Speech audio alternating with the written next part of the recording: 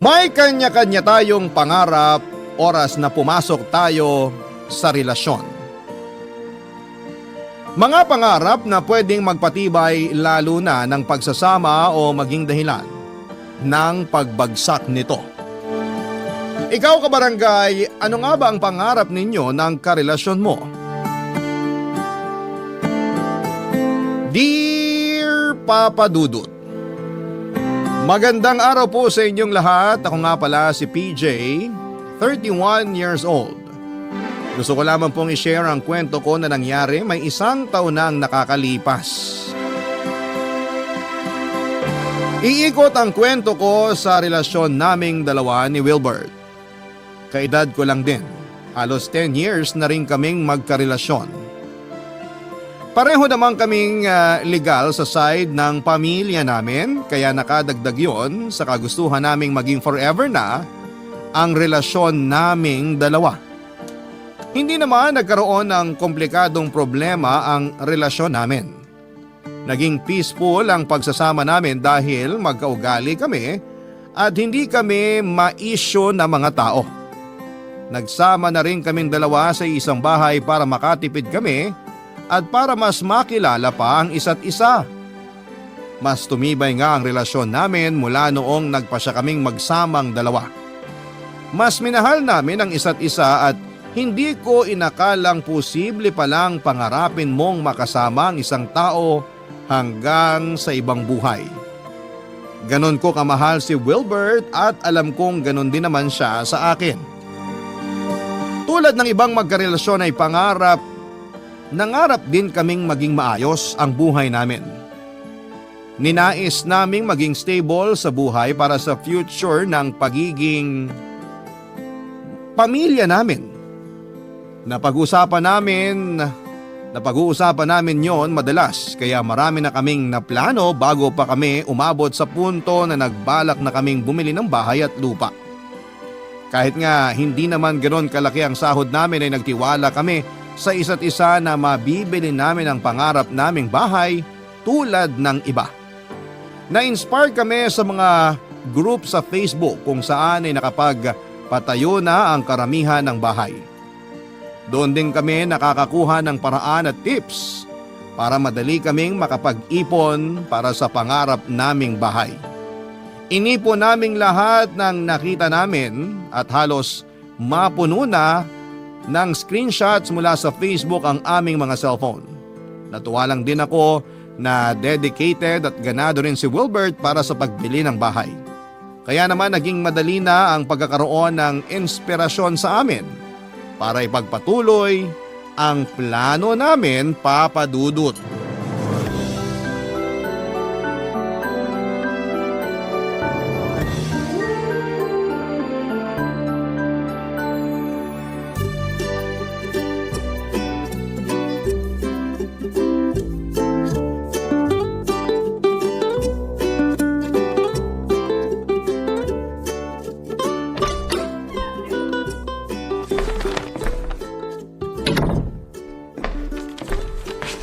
Wilbert! Oh, bakit ngayon ka lang umuwi ha? Di ka man lang nag-update. Mamaya ka na magbunga nga. Pero pag ikaw kahit mahal na araw, pwede. Shhh! Mamaya na sabi eh. May binili ako. Gumastos ka na naman. Di ba usapan natin magtitipid na tayo para sa dream house natin? Kaya nga ako gumastos para sa dream house natin. Ha? Ay, hindi kasi muna hintayin yung sasabihin ko bago magbunga nga eh. Sorry, na-stress lang ako nung sinabi mong may binili ka. Bumili ako ng arinola. Ayaw mo na ba sa banyo natin? Ha? Bakit kailangan mong bumili ng arinola? Di naman yan kasama sa budget kasi pwede naman tayong umihi sa banyo, di ba? Hindi naman natin iihian yung arinola. Huwag mong sabihin balak mo diyang kumain. Hindi tayo mayaman. Pero sobra naman na kung sa arinola pa tayo hihigop ng sabaw. Lalagyan natin to ng ipon natin para sa dream house natin. Parang mas kampante ako maglagay ng pera sa alkansya o sa bangko. Kasi yung arinola, ihi ang iniipon dyan, di ba? Pakicorrect na lang ako kung mali. Ihi naman talaga. Akala ko hindi mo alam. Pero sabi ng matatanda, swerte kapag naglalagay ng pera sa arinola. Mas mabilis ang pag-iipon. Kung ano-anong pamahiin ang nalalaman mo, PJ. Ano sa susunod? Yung rice cooker dapat lagyan na ng medyas para bumango yung paa. Ito naman, ayaw kong seryosohin. Paano ko ba naman kasi seseryosohin yung sinasabi mo? Naturuan ako nung bata pa ako na iniihian ng arinola. Yun lang ang purpose niya sa buhay. Wala ba kayong pamahiin sa inyo tungkol sa arinola? Ganito ba ang sagot ko kung meron? Kasi nga sa probinsya namin, uso ang paglalagay ng pera sa arinola. Kaya nga sa mga sari-sari store pansinin mo, laging arinolang lalagyan. Lalo na kapag barya. Mas matunog, mas maingay ang swerte. Nakakita na ako ng mga tindahan na may pulang maliit na arinola na nilalagyan ng pera. Pero akala ko na-recycle lang nila dahil baka butas na. Kaya mas magandang i-repurpose na lang. Ew, mas kadiri naman yung iniisip mo. Inihian na yung arinola tapos i-repurpose para lagyan ng pera? Aba malay ko ba? Baka may pamahiin din na kapag pumanghi ang pera dahil sa arinola, mas dadami. Bagong bili tong arinola, no? Tsaka sakto pula para swerte. Parang sa mga Chinese. Baka naman pumanghi ang pera natin kapag nilagay at binabad dyan ha. Gusto ko mainis sa'yo pero panalo kasi ang sense of humor mo eh. Kaya nga patay na patay ka sa akin, di ba? Ang kapal mo.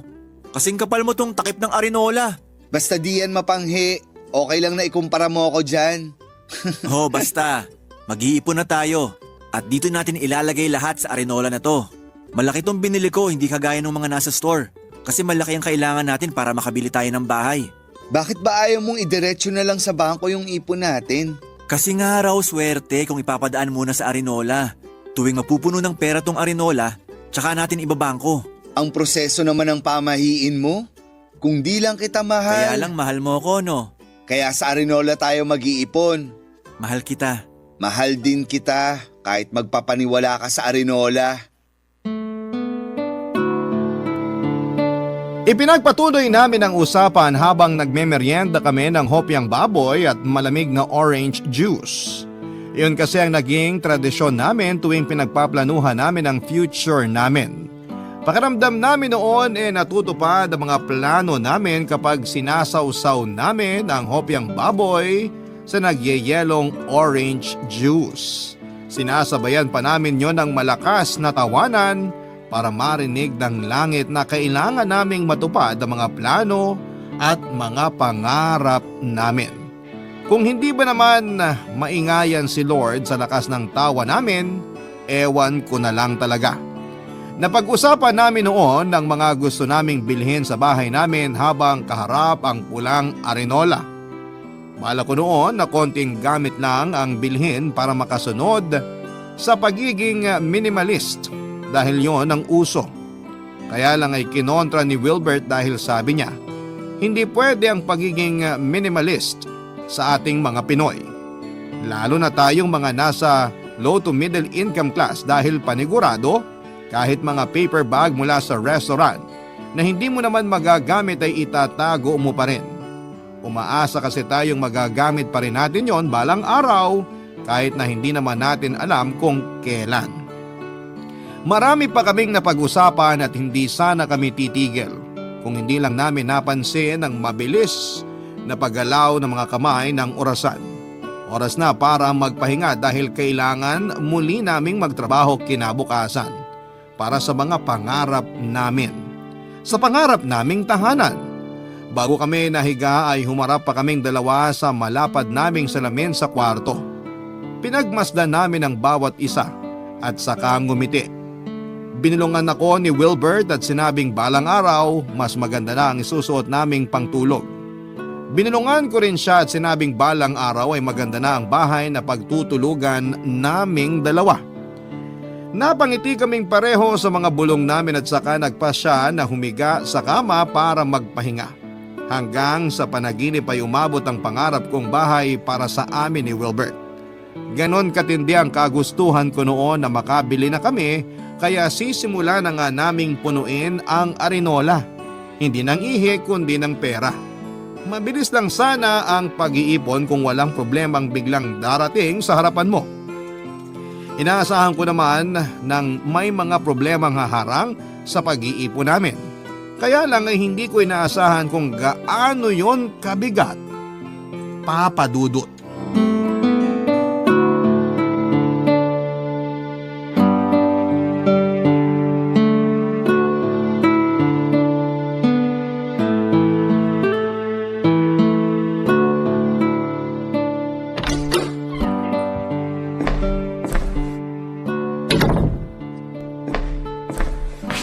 PJ, Oh, bakit ngayon ka lang?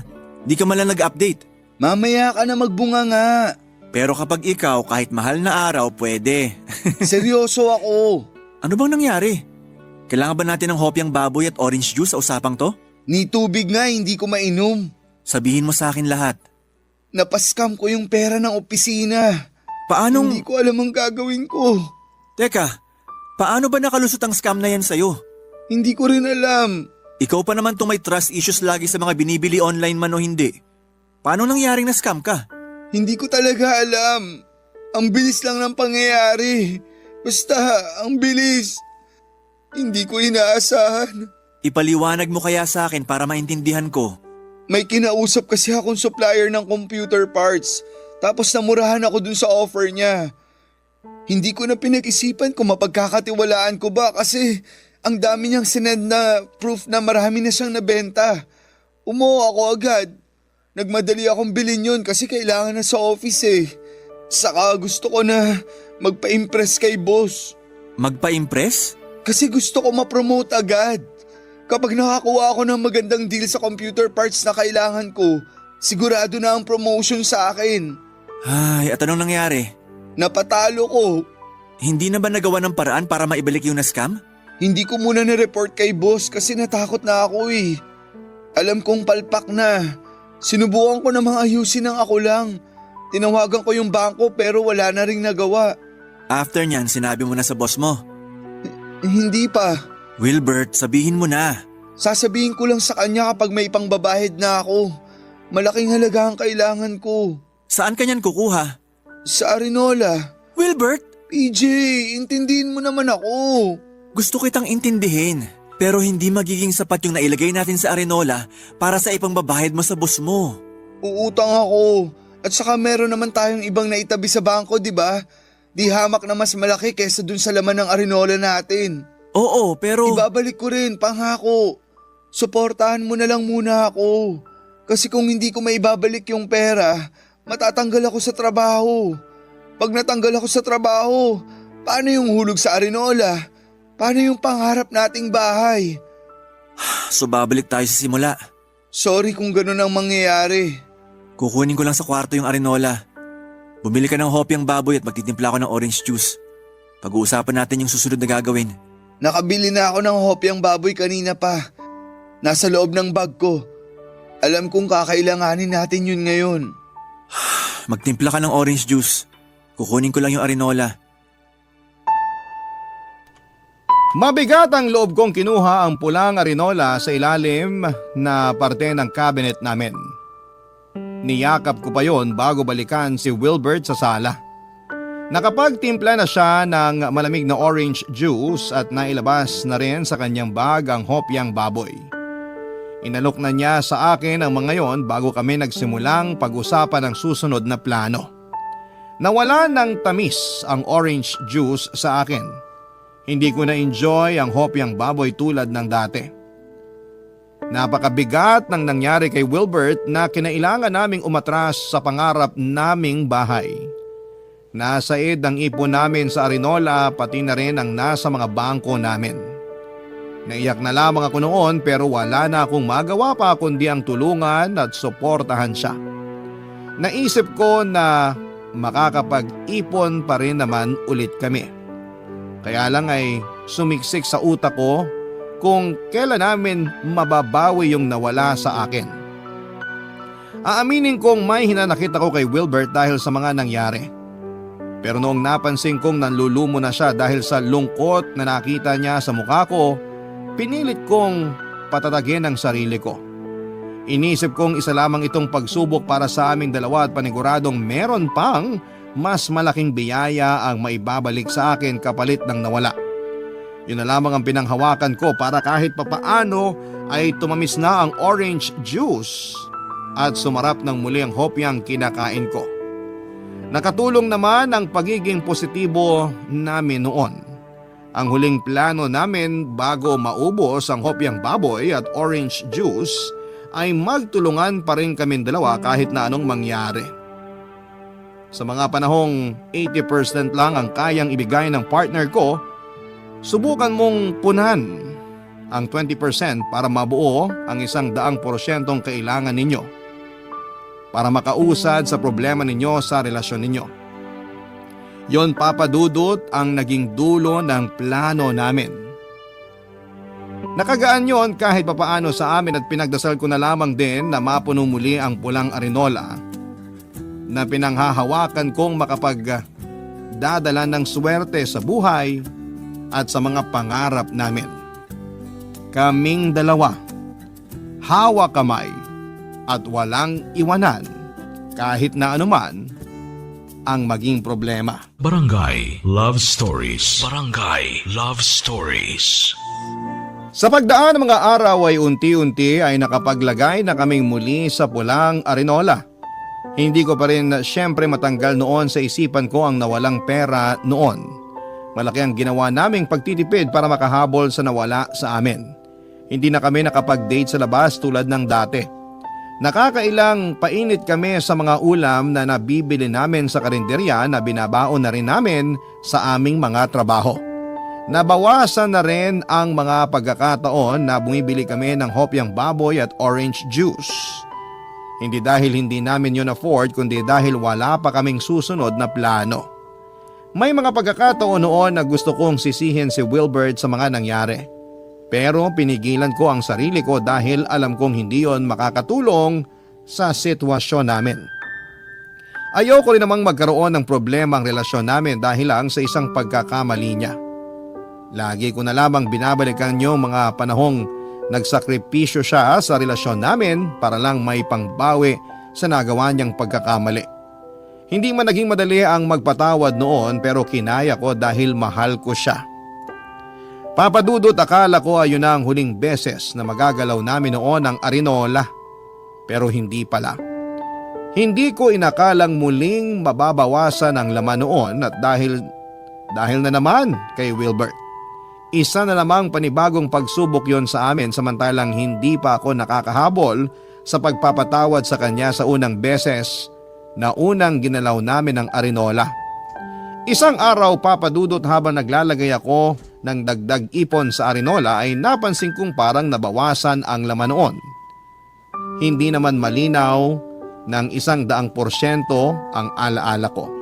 Pero alam ko kung hanggang saan na ang inabot ng ipon namin doon. Alam ko kung ilang libo ang nabawas doon sa unang tingin pa lamang. Nakaramdam ako ng kaba at una kong naisip ay si Wilbert. Hinintay ko siyang makauwi ng bahay para kumprontahin siya at hindi ako mapakali noon habang naghihintay sa pag-uwi niya. Inaral ko ang mga tamang salita na gagamitin sa paghaharap naming dalawa. Kaya lang ay iba pa rin ang lumabas sa bibig ko noong nakaharap ko na siya mismo, Papa Dudut.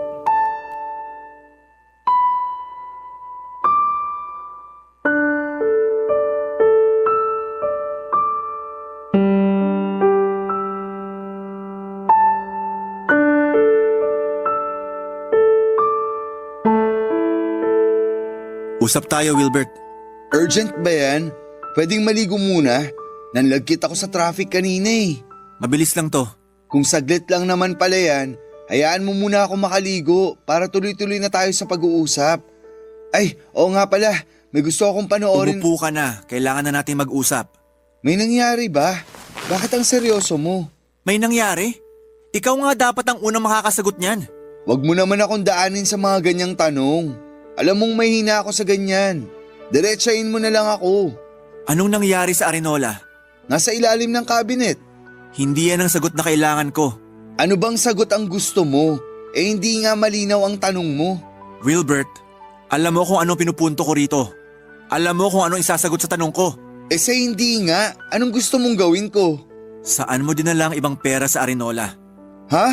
Ngayong diretsahan ng tanong hindi ka bigla makasagot? Hindi ko alam. Wilbert! Kumuha ako ng konti. Ilang libo yung konti? 10,000.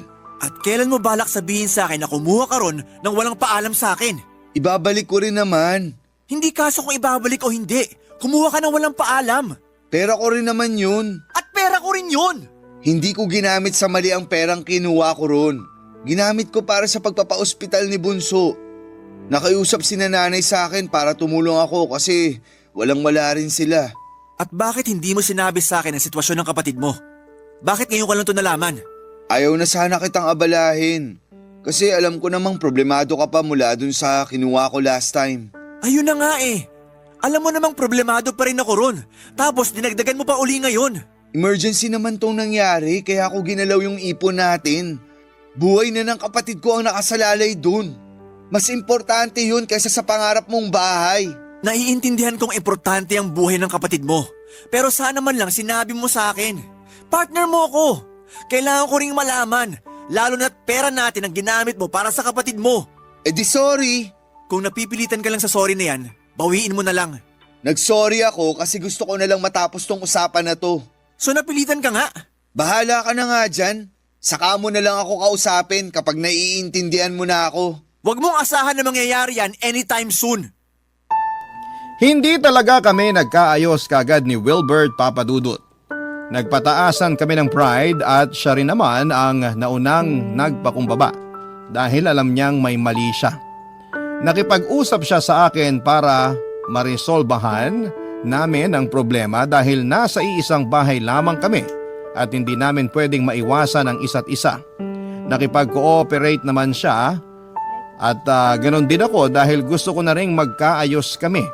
Pero kinailangan ko munang ipaintindi sa kanya ang ginawa niya. Nagpatuloy naman ang pagpapakumbaba niya at na-appreciate ko yon. Nagsorry ako sa kanya at pinag-usapan kung paano kami makakabawi.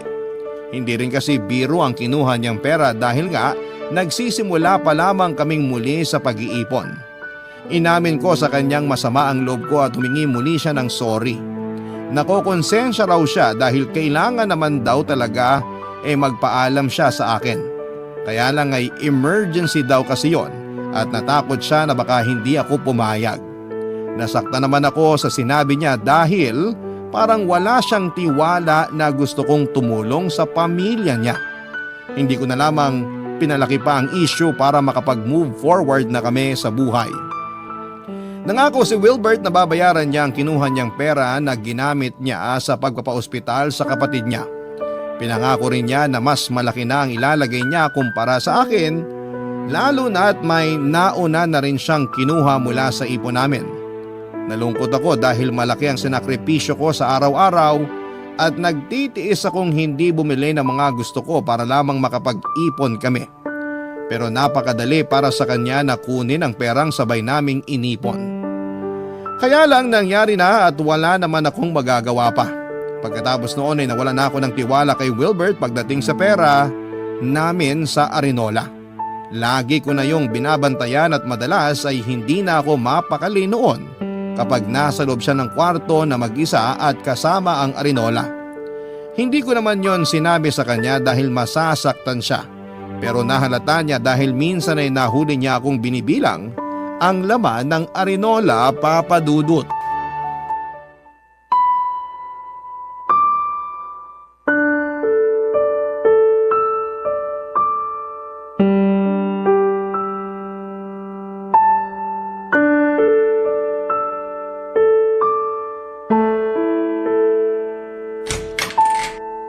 Chinat kita sa Facebook para bumaba ka na ng kwarto.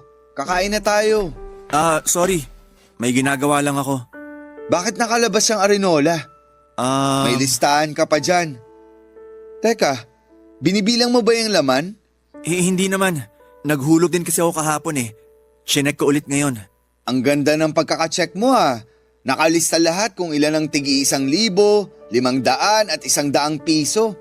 Kulang na lang pati serial number ng pera nakalista na rin. Binibilang ko lang naman. Ano bang masama? Bakit ba pakiramdam ko binibilang mo yan dahil di mo na ako pinagkakatiwalaan? Ano bang pinagsasabi mo riyan? Ramdam ko namang wala ka ng tiwala sa akin pagdating dyan sa Arinola Ikaw lang ang nag-iisip niyan. Talaga ba? Guni-guni ko lang ba yung pagbabantay mo sa akin lagi rito sa kwarto? Hindi mo ako magawang iwang mag-isa rito kasi natatakot ka na baka galawin ko yung laman ng Arinola, di ba? Alam mo, Ilang beses kang nagmamadaling puntahan ako rito sa kwarto kapag nauuna akong pumanik dito. Panay ang sulyap mo sa cabinet na akala mo laging kinakailangang bantayan niyang Arinola. siguro tama ka nga. Oo, ganyan nga. Mabuti at umamin ka rin. Masisisi mo ba kung gano'n na ako mag-isip ngayon? 2 beses ka nang kumuha sa Arinola. Tandaan mo yan! Pinaalam ko sa'yo yung una. At yung pangalawa? Mauuwi na naman ba to sa away? Kakaayos lang natin ha. Eh kung hindi mo naman minasama yung pagbabantay ko sa Arinola, hindi tayo aabot sa ganito.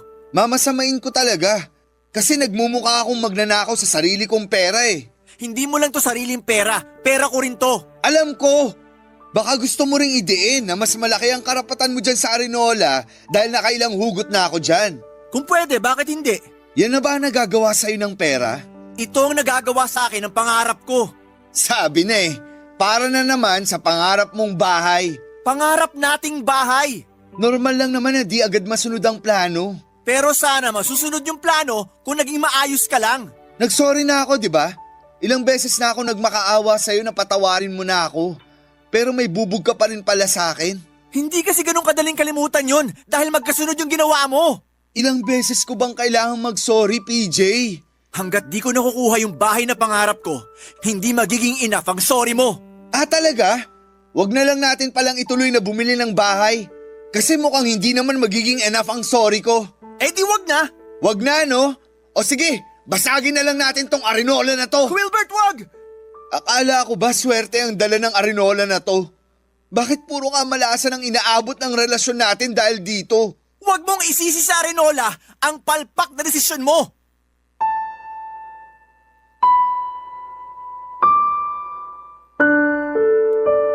Papadudot lalong umaapaw ang galit ko nang tinuloy-tuloy ni Wilbert ang pagsira sa Arinola. May mga perang napunit dahil sa gigil niya. Naitulak pa niya ako nang pigilan ko siya sa ginagawa niya, Papadudot. Pagkatapos noon ay natauhan siya at nag-sorry sa akin. Kinabigla ko ang mga nangyari, Papadudot, yun ang unang beses na nakita ko siyang nagalit ng ganon. Alam kong na-trigger ko siya pero hindi ko naman inakalang magiging ganon ang reaksyon niya. Natahimik kaming pareho pagkatapos mag-sink in ang mga nangyari. Nagkatinginan lamang kami pero wala ni isa sa amin ang gustong maunang magsalita, Papadudot. Napaupo ako sa sahig at napasandal sa gilid ng kama. Habang si Wilbert naman ay panay ang iwas ng tingin sa kumalat na pera sa nasirang Arinola. Nagtatalo marahil ang isipan niya kung pupulutin niya ang mga yon at susubukang ayusin ang Arinola. Walang may alam na natili kami sa ganong sitwasyon ng halos 1 oras.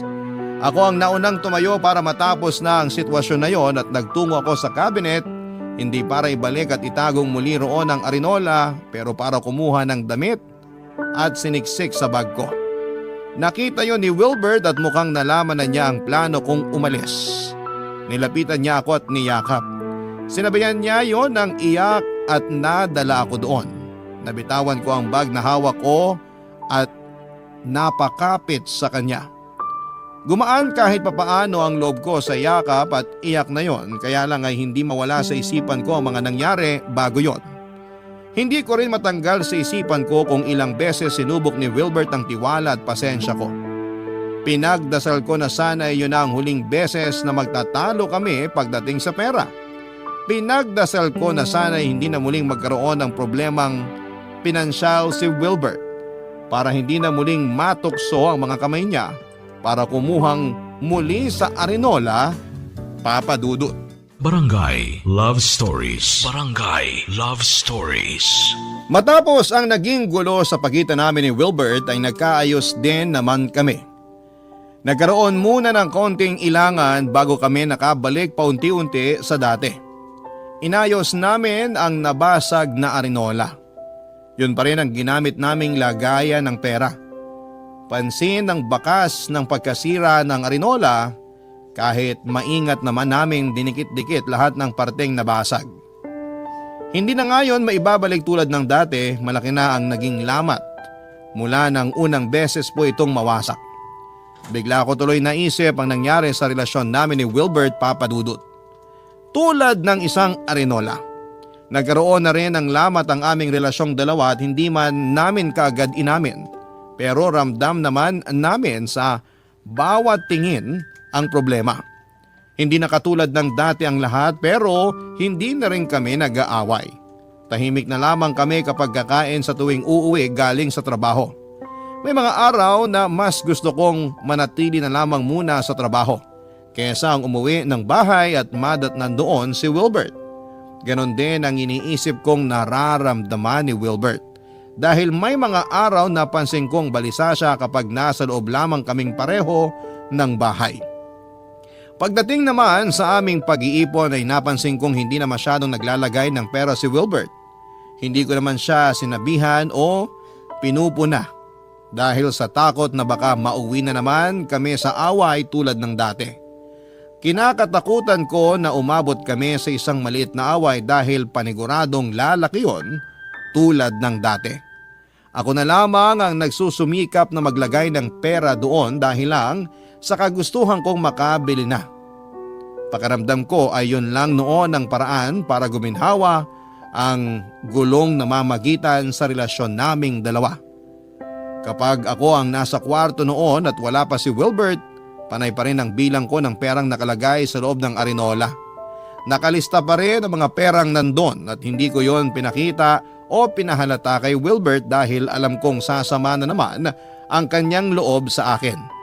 Kaya naman na-monitor ko pa rin ang laman ng arinola. Kaya agad kong napansing nabawasan na naman nang minsang binilang ko ito. Nanginginig na naman ang katawan ko sa galit. Unang rumihistro sa utak ko si Wilbert. Hinintay ko siyang makauwi galing sa trabaho para kumprontahin muli at noong pagkakataon na yon ay may iba na akong bala laban sa kanya. Kaya alam kong hindi siya makakailag at masasapul ko na siya papadudot.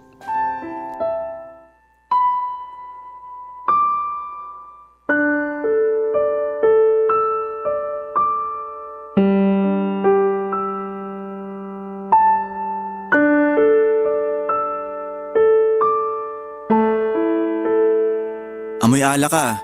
Nagkayayaan lang kasama mga katrabaho. Kahit nakainom ka, kaya mo bang makipag-usap sa akin? Nakikipag-usap naman ako sa'yo ngayon. Maayos pa naman ako. Sa bagay, mas maganda makipag-usap sa lasing kasi paniguradong hindi raw magsisinungaling. May problema na naman ba, PJ? Siguro. Diretsahin mo ko. Alam mong ayoko ng ganyan. Okay. Bakit kumuha ka na naman ng pera sa Arinola?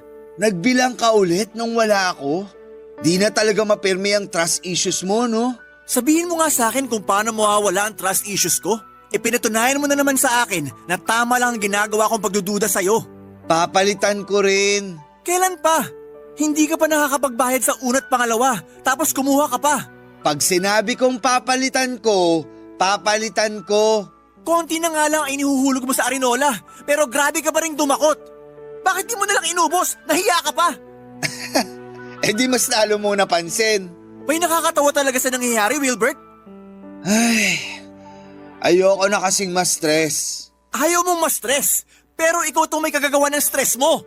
Kumuha ulit ako para sa maintenance ni nanay. Sinungaling! Hindi ako nagsisinungaling. Sabihin mo yan sa nanay mo na nakausap ko kanina lang. Pakialamera. Talagang pati nanay ko dinamay mo pa rito. At bakit hindi? Ikaw ang unang nandamay sa kanila dati, di ba? Bukas na lang tayo mag-usap. Paano mo nagawang magsinungaling tungkol sa kapatid mo? Ano? Hindi naman pala na ospital ang kapatid mo. Paano ka nakagawa ng ganun pagsisinungaling tungkol sa buhay ng isang tao? PJ! Yung totoo lang ang kailangan ko. Kung ayaw mong basagin kung Arinola na yon sa mukha mo. Gusto mong malaman lahat? Dalian mo! Yung pangalawang kuha ko sa Arinola, ginamit ko para ipangsugal. Para mabilis ako makabayad sa una kong atraso sa'yo. Sa ipon natin. Hindi kita minadali na magbayad. At talagang sa sugal ka pa kumapit? Yun lang ang paraan na alam kong mabilis. Ay. At dun sa unang beses na kumuha ako sa Arinola, Please, sabihin mong tungkol talaga yan sa na-scam sa'yo sa trabaho. na-scam naman talaga ako. At? Na-scam ako pero hindi sa trabaho. Na-scam ako ng isang babae. Ituloy mo! May naka-video call akong babae. Nakalandian. Habang tulog ka, may ginawa kami habang nagvi-video call. Hindi ko alam na na-record ng babaeng yun yung ginagawa ko at ginamit niya yun para i-blackmail ako. Malaking halaga yung kailangan niya at wala akong magawa. Doon totoong napunta yung unang pera na kinuha ko sa Arinola. EJ, I'm sorry. Isang beses lang naman yun. Hindi ko na inulit.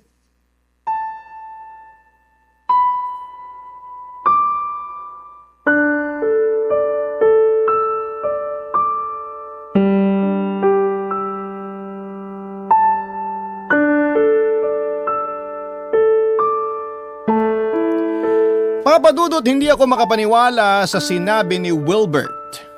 Ni sa panaginip ay hindi ko man lang nakitang magagawa niya yon sa akin. Napatanong ako kung ano bang kulang sa akin para gawin niya yon sa akin. Inasahan kong iiyak ako at magwawala ng mga oras na yon pero hindi po yon nangyari. Nakatitig lamang ako sa kanya at siya naman ay nag-aabang ng mga salitang pwedeng makasakit sa kanya. Hindi ko yon ibinigay sa kanya. Tanging nagawa ko na lamang noon ay pumanhik sa aming kwarto at nagkulong doon ng halos 30 minutos. Hindi ako sinundan ni Wilbert, alam kong nasa sala lamang siya noon at inaabangan ang susunod na gagawin ko. Maski ako ay hindi ko alam ang susunod na gagawin ko. Nabigla ako masyado at hindi ko napaghandaan ang magiging reaksyon ko. Basta nasa loob lamang ako ng kwarto at nakaupo sa sahig.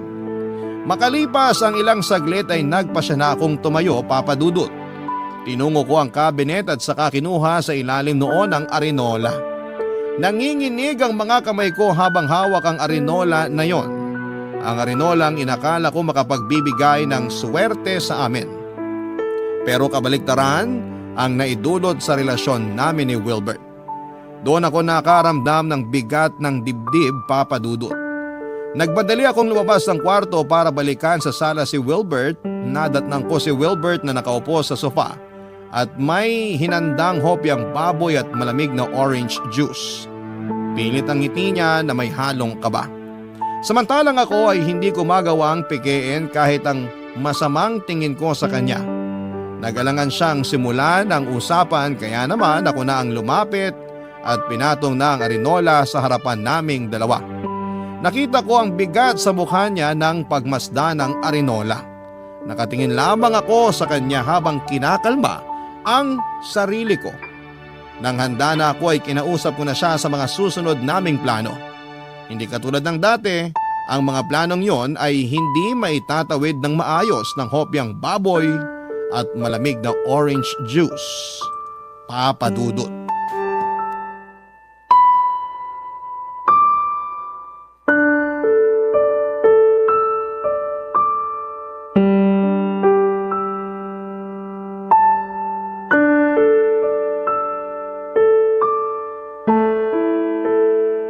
Kumain ka muna. Wala akong gana. Maaayos din natin to. Alam ko. Thank you. Akala ko kasi ayaw mo nang ayusin to. Magkano pa yung kailangan mo para sa babaeng ng blackmail sa'yo? Konti na lang naman na. Kasya na kaya tong laman ng arinola? Oo. At kung hindi naman, pwede naman akong umutang kina nanay. Aabalahin mo pa sila. Maiintindihan nila ako. Bakit? Kaya mo na bang sabihin sa kanila kung bakit kailangan mo ng pera? Hindi naman kailangang sabihin sa kanila. Paano pag nagtanong? Hahanap ng dahilan. Maghahanap ng dahilan? O gagawa na naman ng kasinungalingan? Baka mamaya sabihin mong ako naman ang na-ospital. Hindi kita tutulungan dyan.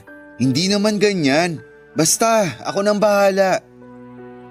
Ikaw ang bahala, pero iba ang nagdudusa. Ayusin na lang natin to. Malulusutan din natin to. Hindi ko nga alam kung bakit kailangan kasama ko sa dapat lumusot sa problemang sinimulan mo. Alam ko galit ka pa sa akin at naiintindihan kita. Pero kailangan ko ng tulong mo. Yun naman lagi ang ginagawa ko, di ba? Simulan na natin kung paano to ayusin. Kung ano man yung kulang, huwag ka nang mag-alala. Ako na ang didiskarte. Kung hindi kinananay, doon na lang sa mga katrabaho ko. Mapapahiraman nila ako. Okay? Huwag kang mag-alala. Hindi na ako uutang sa'yo. Huli na tong paggalaw ko sa ipon natin. Dapat naman. Makakabawi rin ako sa'yo. Maghahanap ako ng isa pang trabaho para mapabilis yung pagbayad ko ng utang sa'yo. Saka para makahabol na tayo sa ipon para sa dream house natin.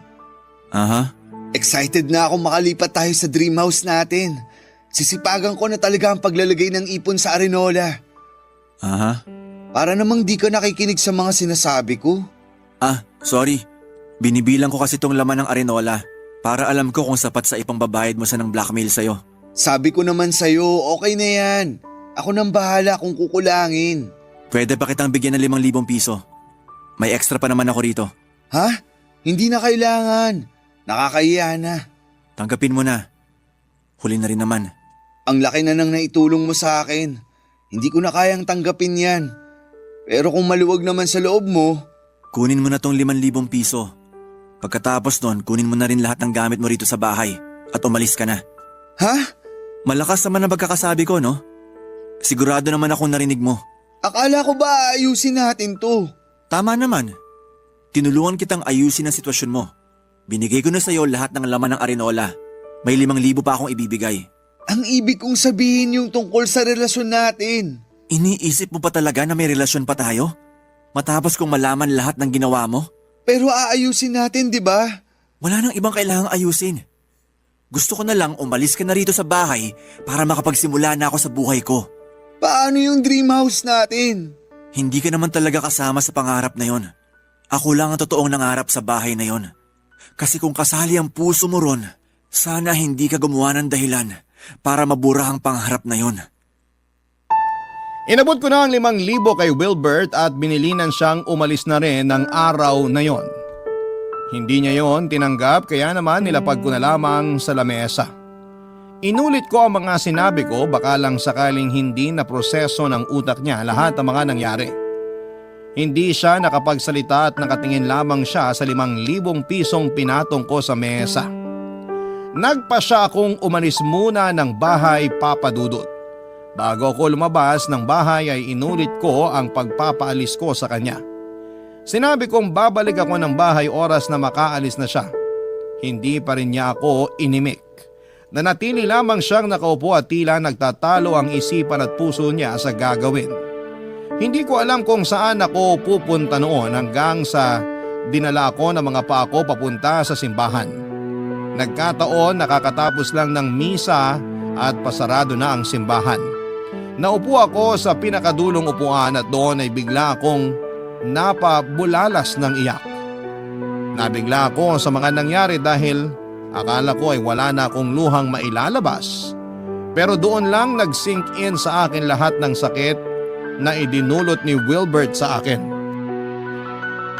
Madaling araw na ako nang makauwi at pagkarating sa bahay ay wala na mga gamit ni Wilbert.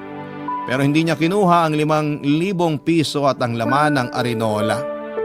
Nanikip ang dibdib ko nang ma-realize kong tapos na nga talaga kaming dalawa. Sinimulan kong muli ang pag-iipon para sa dream house ko kahit na wala na akong katuwang. Bumili ako ng panibagong Arenola kung saan ko nilagay ang ipon ko. Inabala ko ang sarili ko sa pagtatrabaho at nagsimula na rin akong magnegosyo ng pet supplies. Mabilis lang napuno ang Arenola. Sa tuwing napupuno yon ay diretso na kaagad sa bangko. Mabilis lang na lumipas sa mga araw at nakaipon na ako ng sapat na pera para may pang down payment sa bahay na napili kong bilhin. Napaiyak na nga lang ako sa mga nangyari, hindi dahil sa lungkot o sakit, kundi dahil sa saya. Saya na akala ko ay tapos na ang pangarap kong magkaroon ng bahay dahil nawala si Wilbert. Pero hindi pala. Nag-iba lang ang direksyon at oras pero natupad pa rin ang pangarap ko. Nawalan lamang ako ng katuwang sa pangarap na yon pero inabot pa rin sa akin ni Lord ang lahat dahil siguro yun naman ang pinakamagandang plano. Papadudot may mga taong makakasama mo sa pagbuo ng pangarap. Pero hindi pa rin natin masisiguro kung makakasama natin sila sa dulo para mabigyan ng katuparan yon. Pero kahit na ganoon man ang nangyari ay nagpapasalamat pa rin ako dahil mas lalo akong tumatag sa pagkawala ni Wilbert at mas lalo ako nagkaroon ng drive para bigyang katuparan ng mga pangarap ko. Hanggang dito na lamang po ang aking liham. Maraming salamat po at nagawa ninyong ibahagi ang aking buhay sa lahat ng inyong mga masusugid na tagapakinig sa Barangay LS. Muli maraming salamat po. Ang inyong forever kapuso at kabarangay, PJ. Ang anumang kapintasan ay hindi hadlang para mahanap mo ang taong tunay na nagmamahal sa iyo. Minsan, ito pa ang nagiging tulay para makilala mo kung sino talaga ang tatanggap sa iyo ng buong buo. Ikaw, kabarangay, paano ka tinanggap ng taong minahal mo sa kabila ng mga kapintasan mo? Dear Papa Dudut, magandang araw po sa inyo at sa lahat ng mga nakikinig ngayon sa Barangay Love Stories. Isa rin po ako sa mga libo-libo ninyong tagapakinig. Lagi po ako nakasubaybay sa Facebook para makinig ng mga bagong kwento ninyo. Tawagin niyo na lamang po ako sa pangalang Lyda. 32 years old sa ngayon at ang kwento ko naman ay nagsimula noong sa mas bati pa ako nakatira. 2 taon rin po ang nakakalipas. Papadudot, madalas ko pong idaw ng sarili ko lalo na tuwing hindi ko naiiwasang ikumpara ang itsura ko sa iba. May kapayatan po kasi akong babae at hindi na nakikita ang kaliwang mata ko dahil sa glaucoma. Pero pagdating sa height ay papasa ako sa height requirement sa mga beauty pageant. Hanggang 3rd year high school lamang po ang natapos ko dahil maaga akong namulat sa pagtatrabaho. Pa-extra lamang noon sa kung ano-anong trabaho ang tatay ko. Ang nanay ko naman ay sugaron at halos wala na ring pakialam sa aming magkakapatid. Mula nang umalis ako sa bahay ay nagkahiwa-hiwalay na rin kami ng 2 ko pang kapatid.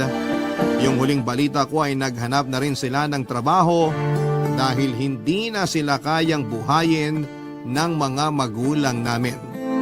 Ipinagkasundo naman ako ng tatay ko sa kumpare nitong itago na lang natin sa pangalang Isidro. Tutol po ako sa pagsasama naming dalawa dahil parang tatay ko na rin siya. Pero wala naman akong magawa lalo na't para sa tatay ko ay yun na lamang ang silbi ko. Malaki kasi ang naitulong ni Isidro noong magipit ang pamilya namin. 58 anyos na si Isidro at nagtatrabaho siya bilang Kristo sa sabungan. Pero bukod doon ay nagkaalaga siya at nagkukondisyon ng mga manok na panabong sa kanya ibebenta ng mahal. Maselan po siya pagdating sa mga alaga niyang manok. Kaunting pagkakamali lang ay halos bugbugin na niya ako. Mula din nang magsama kaming dalawa ay hindi na niya ako pinayagang mamasukan bilang kasambahay dahil wala raw mag-aasikaso sa kanya. Lalong-lalo na sa mga alaga niya. Sa katunayan, Papadudot, ay impyernong maituturing ang naging buhay ko sa poder ni Isidro. Pero tiniis ko na lamang ang lahat. Iniisip ko kasi na wala rin namang ibang magkakagusto sa kagaya kong hindi na nga kagandahan, ay bulag pa ang kaliwang mata, Papadudot.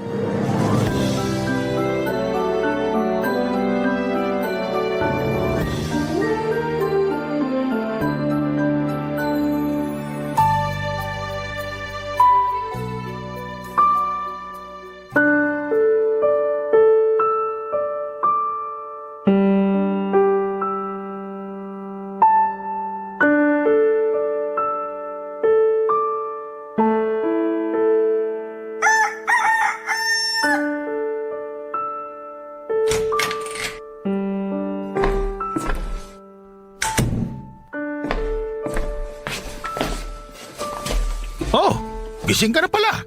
Buti naman at maaga mong pinutol yung pagiging prinsesa mo sa panaginip. Kala ko gigising na naman ako nung wala pang pagkain eh.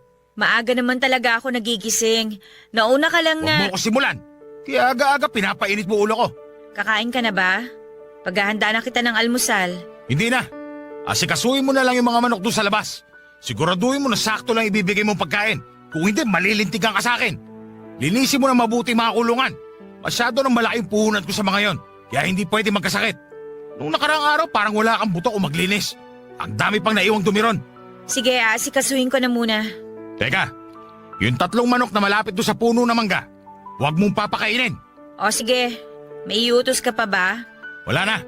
Tapusin mo na mabilis yung pinapagawa ko sa'yo. Mag-almusal ka kapag ginanahan ka na. Lalabas lang muna ako. Sige na, lumabas ka na. Wawalan pa ako ng gana dyan sa pagmumukha mo. Eto, lalabas na.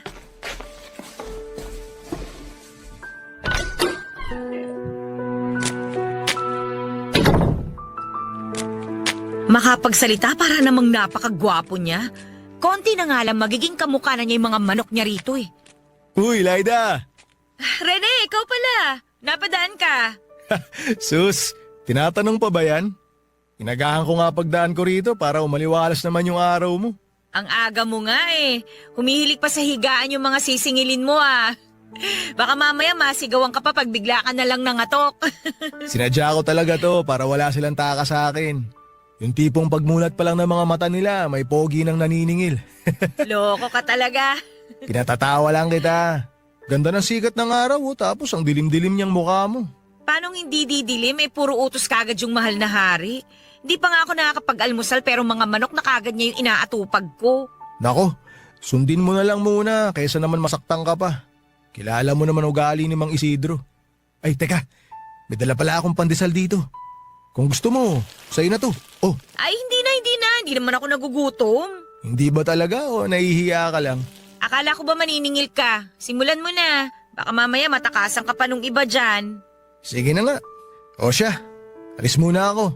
Bubulabugin ko muna yung mga may utang sa akin. Ingat ka. Sige.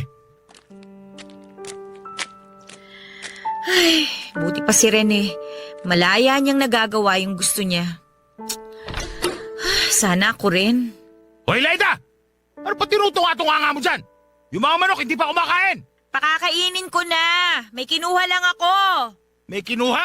O nakikipaglandian ka na naman doon kay Rene? Gagawin mo pa akong bingi. Kanino ko pa naririnig yung mga boses nyo? Ano ka ba naman, Isidro? Napadaan lang yung tao, tsaka kukunin ko lang naman yung walis. Hoy, nasan yung walis? Nabulag na rin ba pati yung kabilang mata mo kaya di mo makita? Saka anin mo yun eh, hindi ko naman sinabing magalis ka. Ang sabi ko kanina, pakainin mo yung mga manok. Boba ka talaga. Eto na nga oh, pakakainin ko na nga. Ayusin mo yung pagsagot mo.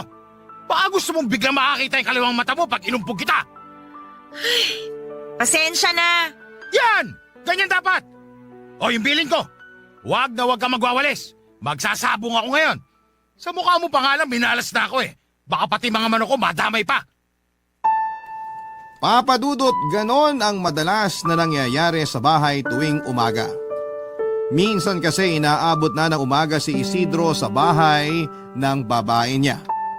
Pero kahit puyat ay maaga pa rin siyang nagigising at lagi ring mainit ang ulo pagdating sa akin. Kahit siya ang may mali sa aming dalawa ay hindi na lamang ako noon lumalaban pa. Dinadaan ko na lamang sa paghingi ng pasensya para hindi ako masaktan. Mula kasi na magsama kami parang hindi buo ang araw niya kapag hindi niya ako napagbubuntungan ng init ng ulo at napagbubuhatan ng kamay. Lalo na kung ang nagawa kong pagkakamali ay may kinalaman sa mga alaga niyang manok. May pamahiin kasi siya na bawal magwalis kapag magsasabong siya. Malas daw kasi yon kaya kahit na hindi ako naniniwala doon, ay sumusunod na lamang ako kesa maggalit pa siya sa akin. Buti pa nga yung mga manok niya dahil alagang-alaga niyang mga yon. Hindi nalilipasan ng gutom at kumpleto pa sa mga vitamins. Samantalang ako kung hindi para racket ay hindi magkakaroon ng sariling pera na pambili ko ng mga personal na gamit at gamot tuwing nagkakasakit ako. Naisip ko nga na kung si Rene siguro ang nakatuluyan ko ay hindi magiging ganon kamiserable ang buhay ko, papadudot. High school sweetheart ko kasi si Rene, hindi rin nawala yung pagmamahal ko sa kanya. Kaya kahit nagsasama na kami ni Isidro ay sinasamantala ko yung konting oras na nagkakausap kami. Naghiwalay kami noon dahil sa tatay ko na tutol sa relasyon naming dalawa. Isa si Rene sa mga nagpapautang sa lugar namin at nagpapahulugan ng mga gamit sa bahay tapos araw-araw namang nangongolekta ng bayan. Namana niya yung ganong negosyo sa tsuhin niyang kumupkop sa kanya. Naiwan naman sa Catanduanes sa mga magulang niya at nagpapadala na lamang siya ng pera. Nang makapag-asawa ang tiyuhin niya ay bumukod na sila ng asawa niya ng bahay kaya mag-isa na lamang si Rene. Ibinigay na rin kasi sa kanya ng tiyuhin niya yung bahay na yon. Dahil gusto ko rin kumita ng sariling pera ay sinasamantala ko ang pagkakataon para makapagtinda ng atsara na ako mismo ang gumagawa kapag wala si Isidro. Mahilig din kasi akong magtanim-tanim kaya napapakinabangan ko ang bunga ng mga papaya ko. Madalas ay wala si Isidro lalo na tuwing may sabong. Ginagamit ko naman ang perang naipon ko mula sa mga sukli pag pinapamalengke niya ako. Natuwa naman ako kasi marami na rin akong naging suki sa pagtitinda. Iniisip ko noon na kapag nakaipon ako ng malaking pera, ay magagawa ko ring lumayo kay Isidro Papadudut.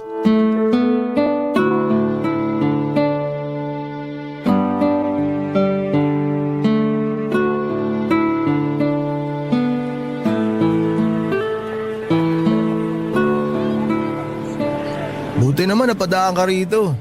Bibili kasi ulit ako na atsara mo eh. Talaga? Uy, o nga pala, baka gusto mo rin ng chicharon. Nagdagdag kasi ako ng paninda para madagdagan yung kikitain ko. Nakakapagod din kaya maglibot dito sa barangay natin. Sige, bigyan mo ako ng 5 chicharon tapos 2 atsara. Teka, hindi ka ba nabibigatan dyan sa mga dala mo? Dami rin yan ha. Tsaka mukhang bibigay na rin yan bayong na pinaglalagyan mo. Kala mo lang yun. Matibay tong bayong ko, no? Tsaka walang mabigat kapag negosyo yung pinag-uusapan. Pero teka, kabibili mo lang ng 3 garapon ng atsara nung isang araw ah. Inuulam mo ba yun? Grabe naman to. Parang ayaw mo na ako pagbentaan ah. Hindi naman sa ganon. Nagtataka lang ako kasi 3 na nga yung binili mo nung isang araw tapos nung isang linggo lang may 5 ka pang in-order. Huwag mo sabihing binibenta mo rin yan tapos sinutubuan mo ha. Uy, hindi no. Natitikim ko rin kasi sa mga kakilala ko yung atsara mo. Nagustuhan nila kaya binigyan ko silang lahat. Yung bibiliin ko sa'yo ngayon para sa akin na talaga. Oo na nga lang. Oh, ito. Ayos din tong packaging ng atsara mo, no? Buti hindi babasaging garapon yung ginamit mo. Pag kasi nabitawan mo yung bayong nadala mo, nako, wala ka ng pakikinabangan. Naisip ko na rin yan kaya plastic na garapon ang ginagamit ko. May nakukuhaan din kasi ako ng mure. Buti naman kung ganun. Nga pala, hanggang anong oras ka pa ba magtitinda? Tindi ng init oh. Oo nga mainit ngayon. Pero uuwi na rin naman ako maya-maya. Kailangan ko kasi makabalik kagad sa bahay. Mahirap na. Ay, susubukan ko lang na ibenta pa tong mga chicharon. Kapag may natira, di ihahabilin ko na muna sa bahay ng kaibigan ko para hindi makita ni Isidro. Ibang klase rin talaga si Mang Isidro eh. Hindi siguro masarap ulam ng nanay niya nung ipinagbubuntis pa lang siya. Parang pinaglihi sa sama ng loob eh. Sira! Pero ewan ko ba? Parang nasa lahi na nila yung ganun. Kita mo naman yung mga kapitbahay namin na kamag-anak niya, di ba? Walang pakialam kahit binubugbog na ako sa harapan nila. Tama nga lang daw sa akin yun eh. Ay, hindi ko rin naman maintindihan kung bakit nagtitiis ka pa sa kanya. Kung tutuusin, pwede mo na siyang layasan kahit anong oras mo gusto. Hindi naman kayo kasal. Hindi pwede. Malalagot ako sa tatay ko, no? Alam mo naman na sanggang dikit sila ni Isidro. Ano namang laban ko sa kanilang dalawa, di ba? Kung yung utang na loob ng tatay mo yung inaalala mo, bayad na yun sa tagal mo na sa poder ni Mang Isidro. Kaya huwag ka na magpapadala sa mga panunumbat ng matandang hukluban na yon.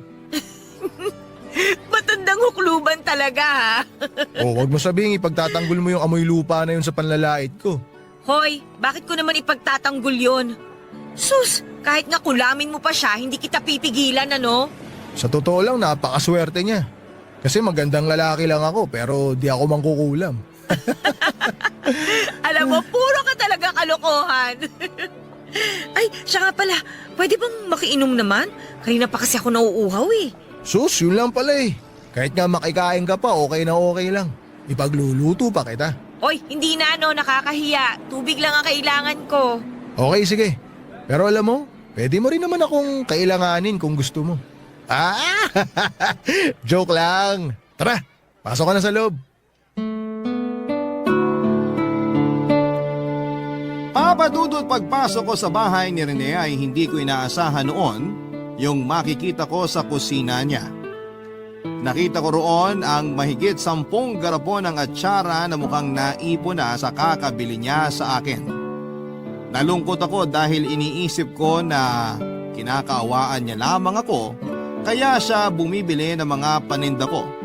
At hindi totoo na nagustuhan niya at ng mga kakilala niya. Sinabi ni Rene na ginawa niya lamang yon dahil ayaw niyang mahirapan ako sa pagtitinda.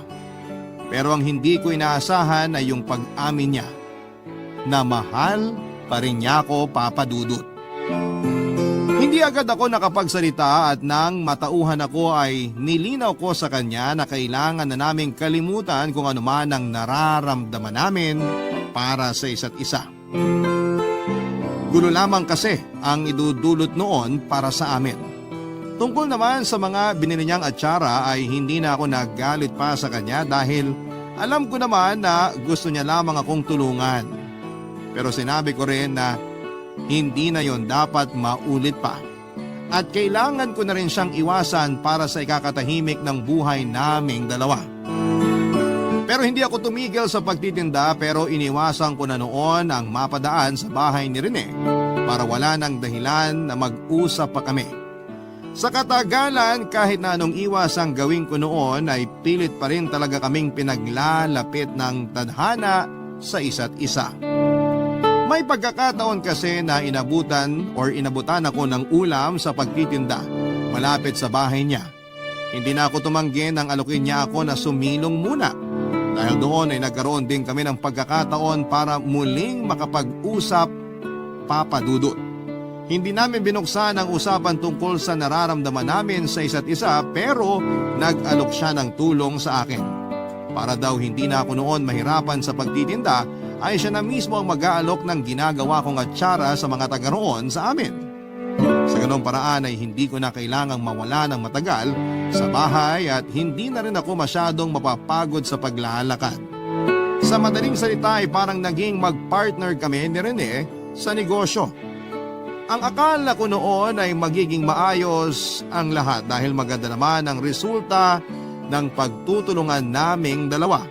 Pero nagkamali ako, Papa Dudut, dahil mukhang iba ang nangyari pagkatapos ng lahat ng yon. Barangay Love Stories. Barangay Love Stories. Papa Dudut, may isang gabi na nakaranas muli ako ng pambubugbog ni Isidro. Nalaman niya kasi yung tungkol sa pagtitinda ko at pinaamin niya ako kung saan galing ang pinangpuhunan ko doon. Nagsinungaling ako at sinabing inutang ko yon pero hindi siya naniwala at paulit-ulit akong sinaktan. Pero sa pagkakataon na yon ay mas malala pa ang ginawa niya.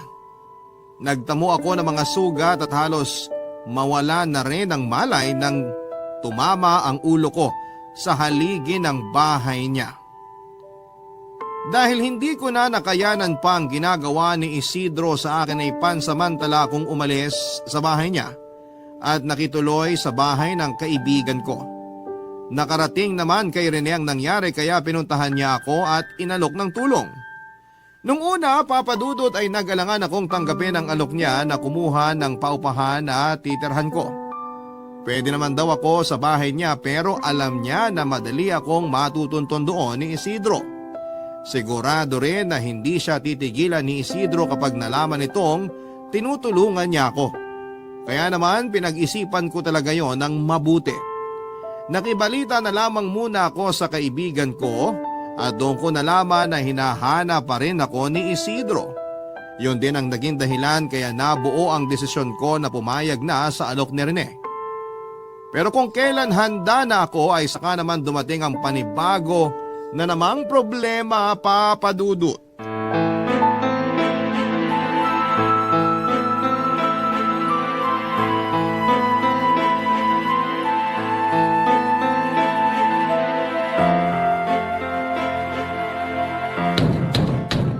Laida! Alam kong nandiyan ka sa loob! Si Isidro yun Lumabas ah. ka dyan! Paano niya nalaman na nandito Lalabas ako? ka ba dyan o gigibahin ko itong pinto? Huwag mo ako subukan, buwisit ka! Bahala na.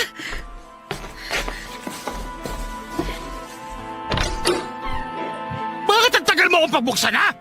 Isidro, huwag ka namang mag-iskandalo dito. Nakakahiya sa mga kapitbahay ng kaibigan ko. Wala akong pakialam! Buisit kang babae ka! Dito ka pa talaga nagtago, ha? Bumalik ka na sa bahay! Hindi! Ayoko na! Hindi ako aalis dito at mas lalong hindi ako sasama sa'yo pabalik sa impyernong bahay na yon! Kapal na mukha mo magmatigas! Bakit? May pagmamalaki ka na ba? Palamunin ka lang naman! Hindi ako palamunin gaya ng iniisip mo! Kaya kong buhayin ang sarili ko ng mag-isa! Napakayabang mo talagang babae ka! Baka nakakalimutan mo na malaki ang utang na loob sa akin ng tatay mo! Yan lang ba ang palagi mong isusumbat?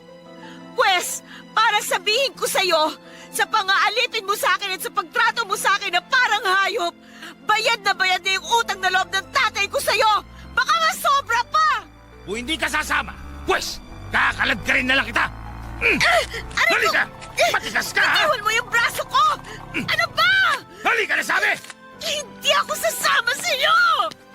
Laida! Rene! Tulungan mo ako! Mang Isidro! Bitawan niyo si Laida! Hoy! Huwag kang makailam dito! Asawa ko siya, kaya isasama ko sa pauwi kung gugustuhin ko! Asawa? Hindi pa naman kayo kasal ah. Tsaka kung asawa turing mo sa kanya, hindi mo siya aalilain. Hindi mo rin siya sasaktan na parang hayop. Binalaan na kita, bata! Huwag kang makailam dito kung ayaw mo makatikim sa akin! Hindi ako natatakot sa'yo. Kung di mo bibitawan si Laida, tatawag ako ng pulis. Ipadadamput kita.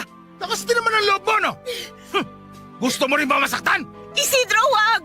Huwag mo sasaktan si Rene! Alalang-alala ka talaga sa lalaking yan? Bakit? Ngayon na ba? Bakit pa nga ba ako nagtatanong? Halata na kayong dalawa! Hayaan mo na ako, Isidro. Parang awa mo na. Ayoko nang bumalik sa bahay mo. Hindi rin ako papayag na kunin ka pa ng matandang yan, Laida. Sigurado ako na bubugbugin ka lang ulit yan pagdating mo sa bahay niya. At sa tingin mo may magagawa ka? Oo, meron akong magagawa. Alam ko na malakas lang loob mo na saktan si Laida kasi walang tumutulong sa kanya dun sa teritoryo mo. Alam ko rin na lagi mong ginagamit yung utang na loob ng pamilya niya para hawakan mo siya sa leeg. Pero lilinawin ko lang sa'yo, hindi mo siya pagmamayari, Mang Isidro! Papadudot hindi umubra ang mga pananakot namin kay Isidro. Tagumpay pa rin niya akong naisama pauwi ng araw na yon. At gaya nga ng inaasahan ko ay mas lalong naging impyerno ang buhay ko sa kanya. Gustong gusto ko na sanang tumakas noon pero nagbanta si Isidro na sasaktan niya pati ang pamilya ko kapag hindi ako sumama sa kanya. Bukod nga sa pananakit niya sa akin ay napapadalas na rin noon ang pag-inom niya sa bahay niya kasama ang mga kaibigan niyang sabongero. At tuwing umaalis naman siya, kinakandado niya ang bahay para hindi ako makalabas. Sakali man na tangkain ko noong tumakas, nakabantay naman ang mga kamag-anak niya na ilang hakbang lang ang layo ng mga bahay sa amin. Para kung isang preso ng mga sandaling yon, papadudot. Pero buti pa nga sa kulungan dahil nakakakain pa ang mga preso. Samantalang ako ay pinagtsatsagaan ko na lamang ang mga tira-tira ni Isidro para mabawasan ang gutom ko kahit napapaano. May isang pagkakataon pa na muntik na akong pagsamantalahan ng kumpare niyang kainuman sa bahay. Lasing na lasing siya noon at wala nang alam sa nangyayari. Mabuti na lamang at nagawa ko pang depensahan ang sarili ko ng gabing yon. Pero kahit nakaligtas ako noon ay natakot na rin ako sa kaligtasan ko kung magtatagal pa ako sa bahay ni Isidro. At para matakasan ang kalupitan niya at ang tuluyang pagkasira ng buhay ko, gumawa na ako ng paraan na makahingi ng tulong kay Rene. Kahit natatakot ako na madamay siya sa problema ko, ay nagbabaka sakali pa rin ako, papadudot.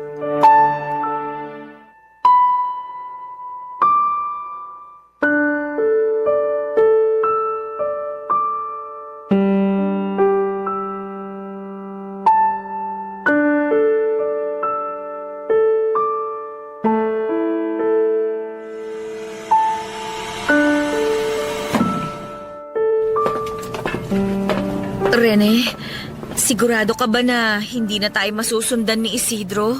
Hindi yan. Huwag ka na masyado mag-alala. Hindi niya na tayo mahahabol. Ang layo na nitong bus mula sa atin. At kung balak niya na sundan tayo, Di naman niya alam kung saan tayo papunta. Pero paano kung guluhin naman niya yung tito mong naiwan dun sa lugar natin? Nako, wag na wag siya magkakamali sa tito ko. Di siya sasantuin nun. Sana nga hindi na lang siya manggulo. Ay, nag-aalala na nga rin ako para sa kaligtasan ng pamilya ko eh. Sigurado ko na sila yung unang-unang pupuntahan ni Isidro kapag nalaman niyang wala na ako sa bahay niya. Huwag ka na masyado mag-isip. Ibiniling ko na sila sa tito ko.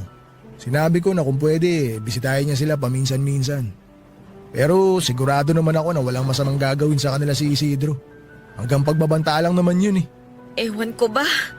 Masyado na talaga akong natakot sa kanya. Sa dami ng pasa at sugat na nakuha ko sa pambubugbog niya, mahirap na para sa akin nakalimutan yun. Sabihan mo lang ako kung gusto mo siyang kasuhan ha. Kayang-kaya kitang tulungan. Tsaka malakas ang laban mo. Tingnan mo nga oh. Sariwa pa yung mga sugat mo. Hindi na rin eh. Hindi na ako magkakaso. Gusto ko na lang talaga na makalayo sa kanya. Ay, gusto ko na ng tahimik na buhay. Hayaan mo. Sisikapin ko na maibigay yun sa'yo. Alam mo naman kung gaano kita kamahal, di ba? Hindi ko na tuloy alam kung paano ako makakabawi sa lahat ng naitulong mo sa akin. Tsaka malaki na rin yung gulo na binigay ko sa'yo. Anong bawi-bawi sinasabi mo dyan? Di mo kailangan bumawi. Yung kasama pa lang kita ngayon, okay na ako. Ay, kung alam mo lang kung gaano ko nakatagal gustong gawin to. Nung nakita ko pa lang kung paano ka sinasaktan ni Mang Isidro, sinabi ko na talaga sa sarili ko, pag nagkaroon ako ng pagkakataon, ilalayo kita sa lugar natin. At ngayon, hindi ko ahayaan na makuha ka pa niya sa akin. Kung ikaw siguro yung nakasama ko, marami na akong nagawa para sa sarili ko at sa pamilya ko. Para kasi akong preso na hawak ni Isidro sa leeg kaya wala akong kalayaan na gawin yung mga bagay na gusto kong gawin. Kinulong niya ako sa pagsisilbi sa kanya. Ikaw naman kasi, kung ipinaglaban mo lang sana yung sarili mo, di ka na mahihirapan pa. Masyado ka kasi nagpapakabayani dahil lang sa utang na loob ng tatay mo. Nagpapakatatag lang talaga ako noon kasi ayoko pang mamatay. Kaya ko pa sanang magtiis pero muntik na akong pagsamantalahan ng kainuman ni Isidro eh. Natakot na ako ng husto. Kahit kasi matagal na kaming nagsasama, pilit kong iniingatan yung sarili ko. Bale, ibig sabihin, hindi ka nagalaw ni Mang Isidro kahit isang beses? Oo, hindi ko hinayaang mangyari yon. Nagkaroon kasi kami ng kasunduan. Hinayaan ko siya na makipagsiping sa kung sino-sinong babae na gusto niya. Minsan nga, sinasama pa niya sa bahay niya at doon sila mismo gumagawa ng kababalagan sa kwarto niya. Pero wala namang kaso sa akin yun. Basta wag niya akong gagalawin. Kung ganun, mula nung magsama kayo, hindi kayo nagtabi matulog? Hindi. Nangako kasi ako sa sarili ko na ibibigay ko lang yung una't huling karanasan ko sa taong gusto kong makasama habang buhay. Swerte ko naman pala kung ganun. Papadudot ng tuluyan na kaming makalayo ni Rene ay sakalang ako nabunutan ng tinik sa dibdib. Para ako nakawala sa hawla na naging kulungan ko sa loob ng ilang taon dahil sa utang na loob na kailangan kong pagbayaran. Ibinigay ko na ang buong tiwala ko kay Rene Papadudot. Sumama ko sa kanya sa pag-uwi niya sa Catanduanes. Nandun kasi ang pamilya niya at ilang mga kamag-anak. At nang makarating kami roon, saka ko lang napagtanto kung gaano kasaya ang buhay na meron siya. Kasama ang pamilya niya. Doon ako tumuloy sa bahay ng mga magulang ni Rene at siya raw ang nagpagawa noon para sa mga magulang niya. Gustuhin man niyang bumukod kami ay masyado siyang na-miss ng pamilya niya kaya wala na kaming nagawa kundi pagbigyan ng mga ito. Naging masaya naman ang pagsasama namin. Tinuruan niya ako kung paano magsimula ng isang maliit na negosyo tulad ng ginagawa niya na nagpapahulugan ng mga alahas, appliances at kung ano-ano pa. Nang tumagal pa ay naisipan ko ring ituloy ang nasimulang kong pagnenegosyo noong nasa Masbate pa ako, ang paggawa ng atsara. Tutol sa sinimulang kong negosyo ang ibang kamag-anak ni Rene, hindi naman daw kasi sigurado kung kikita ako roon ng malaki. Hindi tulad ng pagpapahulugan ko ng mga alahas at appliances noong una. Pero hindi ako nakinig sa kanila at tinuloy ko yon kahit iilan pa lamang yung umu-order sa akin ng atsara, Papa Dudut. Ang naisip ko noon ay gusto ko ang ginagawa ko at gagawin ko yon dahil masaya ako. Barangay Love Stories. Barangay Love Stories. Papa Dudut, akala ko noon ay magpapatuloy na ang tahimik kong buhay. Pero muling nagulo yon nang hindi ko akalaing masusundan ako ng tatay ko. Sa pilitan daw nitong hiningi sa tiyuhin ni Rene ang address namin, kaya kami natunton. Pinipilit niya akong bumalik kay Isidro pero mula nang piliin kong sumama kay Rene, ay buo na ang desisyon ko na lumayo na at isipin din ang para sa sarili ko. Kaya kahit na anong pakiusap ng tatay ko ay nagmatigas ako at pinaglaban ang kalayaan na ipinagdamot nila noon sa akin. Pilit kong ipinaintindi sa kanya kung gaano katindi yung hirap na dinanas ko sa poder ng kumpare niya na akala niya ay maayos ang trato sa akin. Hindi ko alam kung totoo nga ba yung walang alam ang tatay ko sa mga nangyayari o nagbubulag-bulagan lamang siya noon dahil malapit sila ni Isidro sa isa't isa. Kinausap din ni Rene ng masinsina ng tatay ko at sinabihan niya kasi ako na ipagpaubaya ko na sa kanya ang bagay na yon. Lalo na't tiyuhin naman niya ang dahilan kung bakit kami natuntun doon. Hindi ko alam kung anong pinag-usapan nila o kung may napagkasunduan sila dahil matapos yon ay hindi na ako pinilit pa ng tatay ko na sumama para bumalik kay Isidro. Basta na lamang itong umalis at hindi na nag-abala pang magpaalam sa akin. Sinubukan ko namang tanungin si Rene tungkol doon pero mukhang ayaw niya talagang ipaalam yung pinag-usapan nila. Lagi kasi niyang iniiba ang usapan tuwing nagtatanong ako. Kaya naman mas lalo ko siyang hindi tinigilan sa pag-uusisa tungkol doon, Papa Dudut.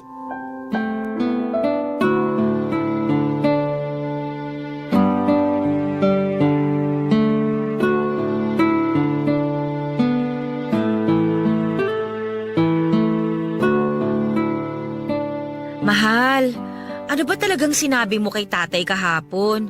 Bakit ganun mo na lang siya kabilis na papayag na hindi na ako isama pabalik sa Masbate? Kilala ko siya. Kung gaano katigas yung ulo niya, ganun din katigas ang puso niya. Hindi siya makikinig sa akin kahit na magmakaawa ako at lumuha pa ng dugo. Hayaan mo na yun. Sa amin na lang yun ang tatay mo, mahal. Basta ang mahalaga, okay ka na. Diba? O kumusta nga pala yung negosyo mo? Ay, ayun, matumal pa rin ang benta. Yung iba kasi hindi naman daw kumakain ng atsara. Hindi ko tuloy alam kung tama ba na sinimulan ko pa yun. Nagsisimula ka pa lang naman kasi, kaya normal lang yung ganyan. Papatok din yan pag tumagal-tagal. Lalo na kung marami nang nakatikim ng atsara mo. Hindi lang kasi talaga yun ang problema ko, mahal. Ay, hayaan na nga natin yun. Baka masyado lang talaga akong nagpapakasensitibo. Sa lalim ng buntong hininga mo po, pwede ba namang hayaan na lang natin yun? Tungkol kasi sa ibang kamag-anak mo. Bakit? May nasasabi ba silang di maganda sa'yo? Bali kasi, kinokontra nila yung pagninegosyo ko eh. Nauna raw kasi yung pinsan mo sa paggawa ng atsara. Nakigaya lang naman daw ako. Sus, hayaan mo sila. Ganyan talaga sa negosyo, hindi mawawala yung kompetensya. Sabihin mo, pasarapan na lang kayo ng atsara. Ayos ba? Ikaw talaga? Kala ko pa naman napakaseryoso mo kanina. Sa'yo lang naman ako seryoso eh. Alam mo ikaw, ang baduy ng mga banat mo. Bakit? Ipagpapalit mo na ba ako sa iba kung baduy ako? O sino bang may sabi? Swerte ko kaya sa'yo. Ikaw lang naman yung minalas sa akin eh. Oo, ayan ka na naman. Narinig ko kasi yung chismisa ng mga pinsan mo. Hindi ka man lang daw pumili ng maayos-ayos na babae. Nalaman ko rin na sinisiraan nila sa iba yung paninda ko. Sabi nila, hindi raw malinis yung pagkakagawa ko ng atsara. Kaya ayun, hindi na umulit yung mga bumibili sa akin. Tapos yung tiyahin mo naman, Narinig ko yung sinabi ng nanay mo nung isang araw. Kala niya siguro hindi pa ako nakakauwi, kaya kampanting nagkwento. Anong sabi niya? Sabi niya, bayarang babae daw siguro ako at nahawahan kita ng sakit. Tapos nagpagamot ka kaya matagal kang nawala. Ano? Sinabi niya yon? Di ko lang sa pinautang, nagkasakit na ako. Yung tsahin ko talaga na yun, oh. Pero seryoso, hindi ka ba nagsisisi na binalikan mo ko? Kasi may pagkakataon ka pa naman na makakilala ng mas maayos na babae. Maayos ka naman ah. At hindi ako magsisisi na binawi kita kay Mang Isidro. Salamat talaga ha. Salamat kasi hindi mo ako sinukuan kahit na madalas kitang ipagtabuyan noon. Wala yun. Tsaka wag mo na lang pakinggan yung mga kamag-anak namin na may itim ang budhi. Puro inggit lang naman sa katawan yung lumalabas sa bibig nila eh. Wala naman silang ambag sa buhay natin.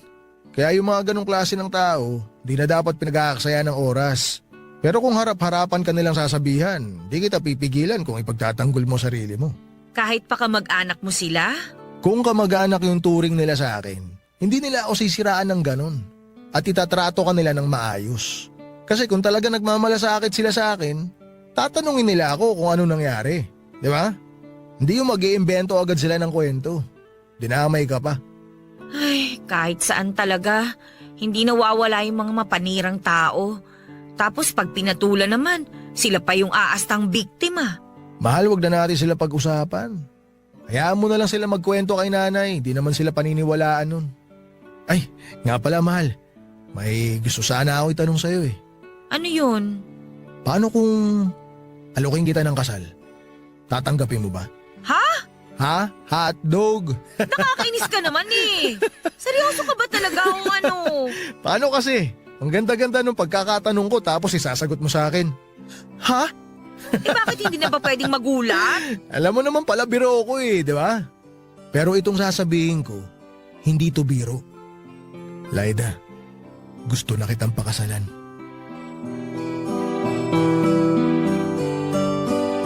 Papadudot na gulat man ako ay tinanggap ko pa rin ang alok na kasal ni Rene.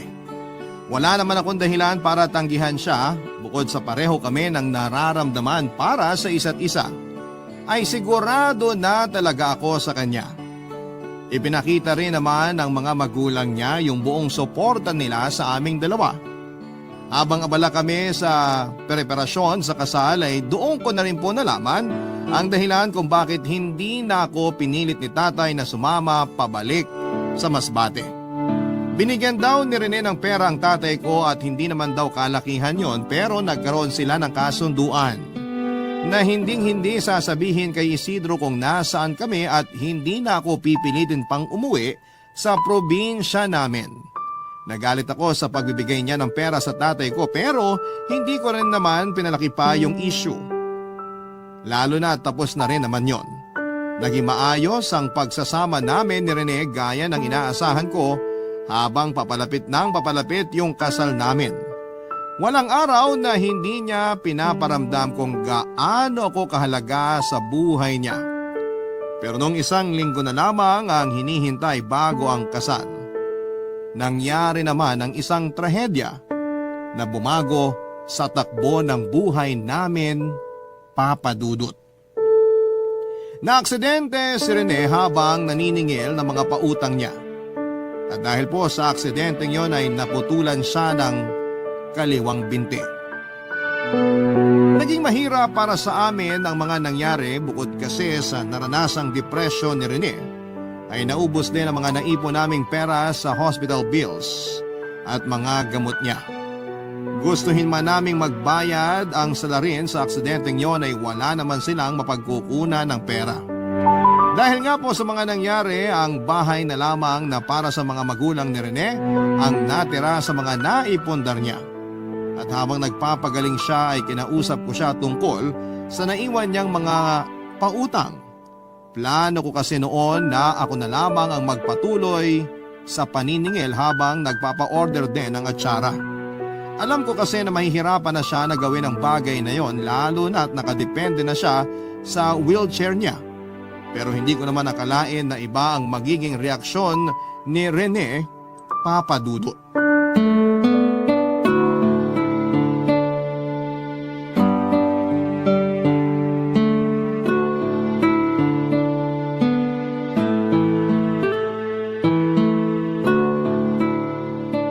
Ano ba yan niluluto mo?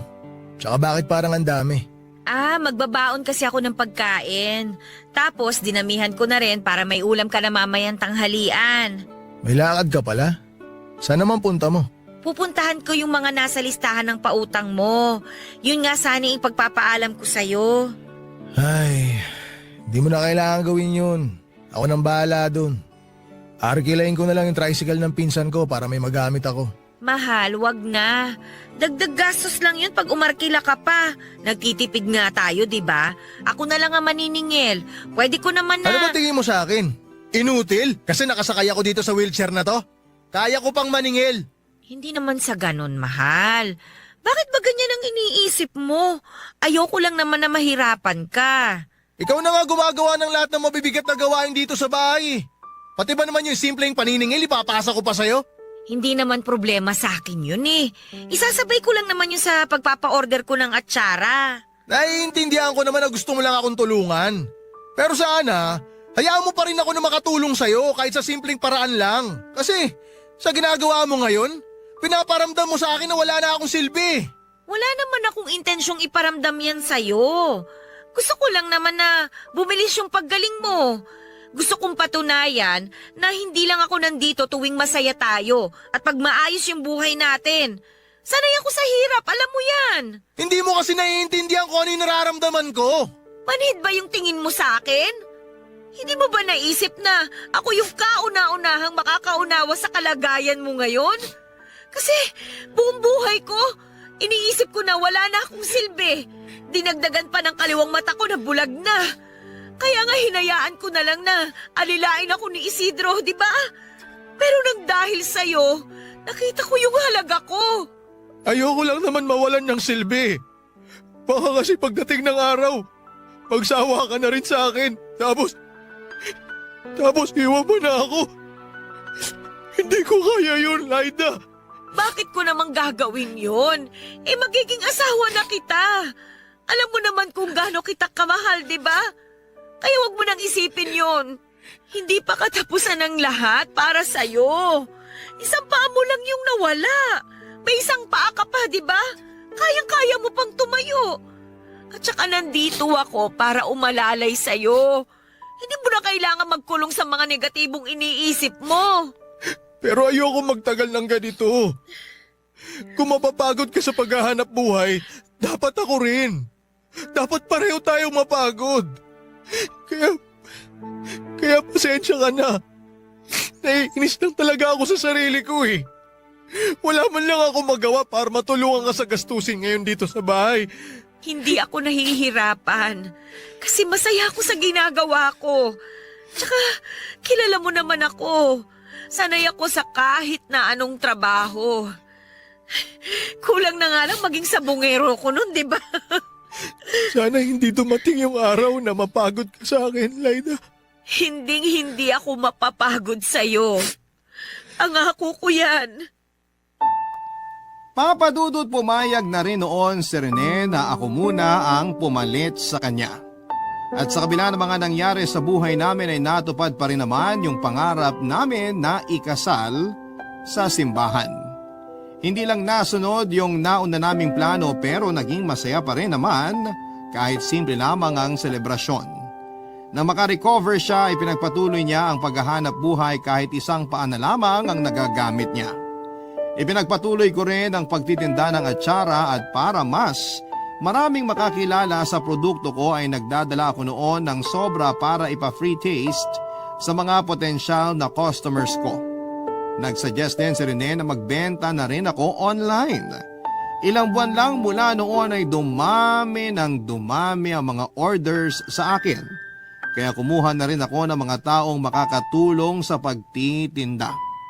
Sinimulan ko na rin po, Papa Dudut, ang paggawa ng chicharon na dati ay nire-resell ko lamang. Sa ngayon, Papa Dudut, bukod po sa Papaya Farm ay may sarili na rin po akong gawaan ng chicharon. Medyo maliit pa lamang yon pero doon ako kumukuha ng supply para sa munti kong negosyo. Dahil sa pagtutulungan namin ay naging maganda ang buhay naming mag-asawa. May sarili na kaming bahay ngayon at hindi magtatagal ay makakapagpundar na rin ang sariling sasakyan. Dumating na rin yung pinakamalaking blessing sa buhay namin dahil 3 buwan na akong buntis. Kaunting hintay na lamang at makikita na namin ang first baby namin ni Rene. Hanggang dito na lamang po ang kwento ko, Papa Dudut. Sana po kahit papaano ay nakapagbigay ng inspirasyon ang kwento ko sa mga nakikinig sa inyo. Maraming salamat po sa inyo at sa lahat ng mga nasa likod ng Barangay Love Stories. Lagi pa rin po kaming sosuporta sa inyo at makikinig sa mga